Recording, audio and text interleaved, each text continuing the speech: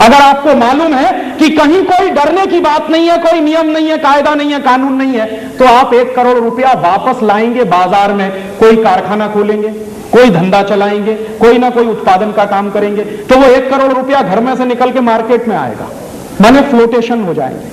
माने मनी जो है फ्लोटिंग जब होता है तो इकोनॉमी में कभी भी रिसेशन नहीं आता, तो ये रिसेशन दूर हो जाएगा।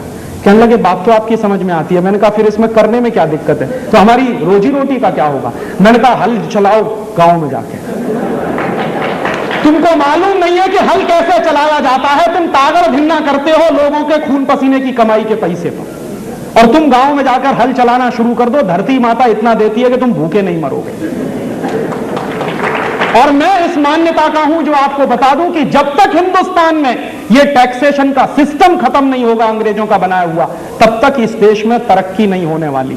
हमको गंभीरता से यह बात सोचनी चाहिए और गंभीरता से यह बात उठानी चाहिए बिना डरे हुए कि जिस सरकार को हम टैक्स दे रहे हैं उस सरकार ने कुपात्रता इतनी सिद्ध की है कि इसको 1 पैसे का भी टैक्स देना पाप है। तो मैं तो पब्लिकली कह रहा हूं कि इस सरकार को टैक्स देना बंद करिए, क्योंकि कुपात्रों को पैसा नहीं दिया जाता। और जब आप टैक्स देना बंद कर देंगे तो यह पूरा सिस्टम हिल जाएगा। और आप पूछेंगे कि राजीव भाई ऐसा कभी हुआ है? ऐसा इतिहास में कई बार हुआ है। आपको मैं एक नाम बताऊं, सरदार पटेल। सरदार पटेल ने जो बारडोली सत्याग्रह किया था गुजरात में, वो क्या था? गांव के किसानों से रेवेन्यू देना बंद करवा दिया था उन्होंने, अंग्रेजी सरकार का। और गांव के किसानों को उन्होंने वही अपील की थी जो मैं आपसे कह रहा हूं कि ये अंग्रेजी सरकार इतनी कुपात्र है कि इसको टैक्स देना बंद करो, और लोगों ने टैक्स देना बंद कर दिया। हिल गई थी पूरी अंग्रेज सरकार उस बारडोली सत्याग्रह से। ऐसे ही सत्याग्रह आपको फिर चलाने पड़ेंगे, क्योंकि दुर्भाग्य से जिनको आप अपनी सरकारें मानते हैं ये आपकी नहीं है, ये अंग्रेजियत की सरकारें हैं, ये अंग्रेजियत के कानून चलाने वाली सरकारें हैं। शरीर से दिखने में ये हिंदुस्तानी है, आत्मा सबकी अंग्रेजों वाली है। और चूंकि ये आत्मा अंग्रेजों वाली है इसलिए अंग्रेजियत की व्यवस्था को ये ढो रहे हैं। तभी मेरे मन में ये गुस्सा आता है कि जो कानून अंग्रेजों ने बनाए हमको बर्बाद करने के लिए वो क्यों चल रहे हैं। ये अंग्रेजियत की व्यवस्था आपको बदलनी पड़ेगी, बिना इस व्यवस्था को बदले आपको न्याय नहीं मिलने वाला। ऐसे एक दूसरा छोटा सा उदाहरण दूं कि ये अंग्रेजियत की व्यवस्था कितना अत्याचार करती है। अंग्रेजों ने हमारे देश में एक कानून बनाया था 1860 में, और वो 1861 में लागू हुआ। उस कानून का नाम है इंडियन पुलिस एक्ट। ये इंडियन पुलिस एक्ट अंग्रेजों ने क्यों बनाया? ये इंडियन पुलिस एक्ट अंग्रेजों ने इसलिए बनाया कि आपको शायद याद होगा 1857 में इस देश में क्रांति हुई थी। कैसे हुई थी क्रांति? मंगल पांडे नाम का एक नौजवान था, बैरकपुर की छावनी में नौकरी करता था, पुलिस में नौकरी करता था। अंग्रेजों की पुलिस में एक भारतीय नौजवान नौकरी करता था। एक दिन उस नौजवान को पता चला कि अंग्रेजों की पुलिस में नौकरी करते हुए उसको जो बंदूक चलाने के लिए कारतूस दिए जाते हैं उनमें गाय की चर्बी लगी होती है। तो गाय की जो चर्बी लगी होती है उस गाय की चर्बी वाले कारतूसों को मुंह से खोलना पड़ता। तो उसको लगा कि ये गाय की चर्बी के कारतूस अगर मैं मुंह से खोलूं तो इससे अच्छा है कि मर जाऊं, और उसने बगावत की। क्या बगावत की? मंगल पांडे ने अपने अंग्रेज पुलिस ऑफिसर को गोली से मार दिया। जो अंग्रेज पुलिस ऑफिसर उसको गाय की चर्बी लगाए हुए कारतूस देता था मुंह से खोलने के लिए। जैसे ही मंगल पांडे ने अपनी बंदूक की गोली से अंग्रेज पुलिस ऑफिसर को मारा, वैसे ही पूरी आर्मी में बगावत हो गई। गांव-गांव, गली-गली में नौजवानों के संगठन शुरू हो गए। पूरे देश में एक लहर पैदा हो गई क्रांति की। अंग्रेजी सरकार परेशान हो गई। जब अंग्रेजी सरकार परेशान हुई तो अंग्रेजी सरकार के बड़े बड़े अधिकारियों की मीटिंगें हुई, अंग्रेजी सरकार के पार्लियामेंट में भी डिस्कशन हुआ, ब्रिटेन की संसद में भी बहस हुई। और बहस किस बात पर हुई कि अगर पुलिस ने बगावत की तो अंग्रेज हिंदुस्तान में एक दिन नहीं रह पाएंगे, आर्मी ने अगर बगावत कर दी तो अंग्रेज एक दिन भी नहीं रह पाएंगे इस देश में।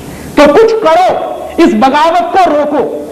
तो हिंदुस्तान के क्रांतिकारियों ने जो बगावत की थी उसको रोकने के लिए अंग्रेजों ने एक कानून बना दिया, उसका नाम है इंडियन पुलिस एक्ट। यह बनाया गया 1860 में, यह लागू हुआ 1861 में।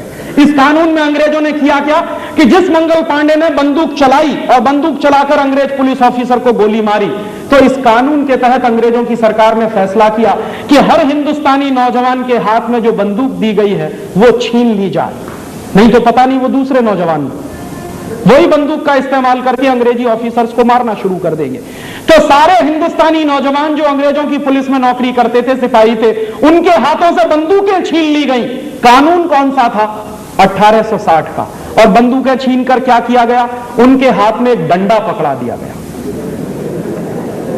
बेचारे आज भी मेरे पुलिस के भाई वही डंडा लिए हुए खट खट खट खट घूमते रहे। और ये हंसने की बात नहीं है, ये मैं बहुत गंभीर बात आपसे कह रहा हूं कि हमारे देश की पुलिस के सिपाही के भाइयों के हाथ में ये डंडा क्यों है? ये डंडा अंग्रेजों के बनाए गए एक कानून के आधार पर है कि उनसे हाथ से बंदूकें छीनकर डंडा पकड़ा दिया गया। और उसके बाद उसी इंडियन पुलिस एक्ट में एक नया कानून और जोड़ दिया, एक नई व्यवस्था और की। क्या व्यवस्था की? कि हर अंग्रेज पुलिस ऑफिसर को भारतीय क्रांतिकारियों के ऊपर लाठी चार्ज करने का आदेश और अधिकार दे दिया। उसके पहले यह नहीं था, 1860 के पहले यह नहीं था। 1860 में कानून बनाकर हर अंग्रेज पुलिस ऑफिसर को यह अधिकार दिया कि वो हिंदुस्तानी क्रांतिकारियों पर लाठी चला सकता है, और सिर्फ लाठी ही नहीं चला सकता, फायरिंग भी कर सकता। और उस कानून को बनाया कैसे गया? 1861 के पुलिस एक्ट में उस बात को ऐसे लिखा गया है कि हर अंग्रेज पुलिस ऑफिसर को राइट टू ऑफेंस होगा, लेकिन मरने वाले और पिटने वालों को राइट टू डिफेंस नहीं होगा। तो ये जो राइट टू ऑफेंस होगा हर अंग्रेज पुलिस ऑफिसर को, और हर भारतीय व्यक्ति जो मर रहा है, पिट रहा है, उसको राइट टू डिफेंस नहीं होगा। इसी आधार पर हिंदुस्तान में दो बड़ी दुर्घटनाएं हुई। पहली दुर्घटना हुई जलियांवाला बाग में।